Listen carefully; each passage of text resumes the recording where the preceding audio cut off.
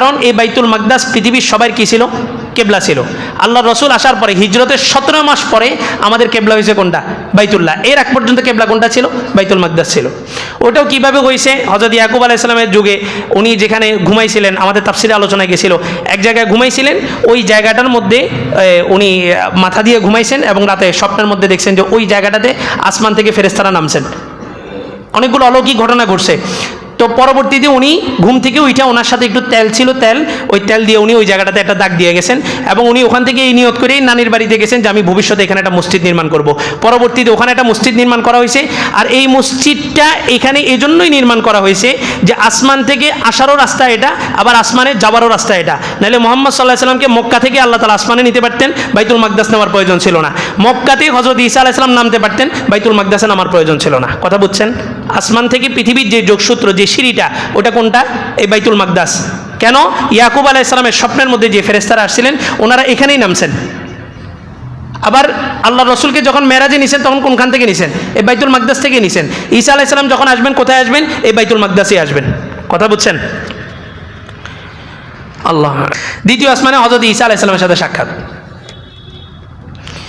ঈসা আলাইহিস সালাম হচ্ছেন আমাদের ধর্মের আগের ধর্মের নবী, যিনি তার হায়াতটাকে পরিপূর্ণ করতে পারেন নাই। উনি তার হায়াতের বাকি অবশিষ্ট অংশ পূরণ করার জন্য পৃথিবীতে আবার আসবেন।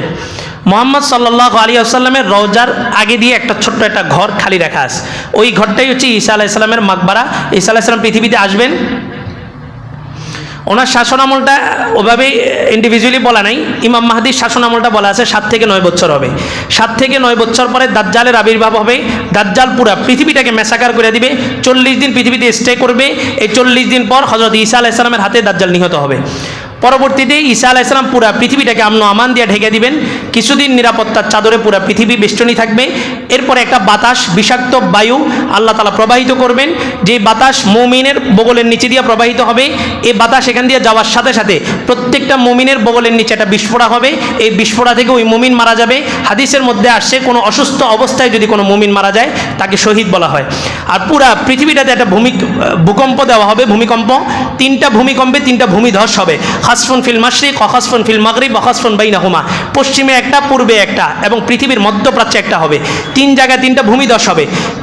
মদিনার মধ্যে এই এত কঠিন ভূমিকম্প হবে যে তৎকালীন সময় মদিনায় যত কাফের থাকবে সমস্ত কাফের মদিনা থেকে বের হয়ে যাবে।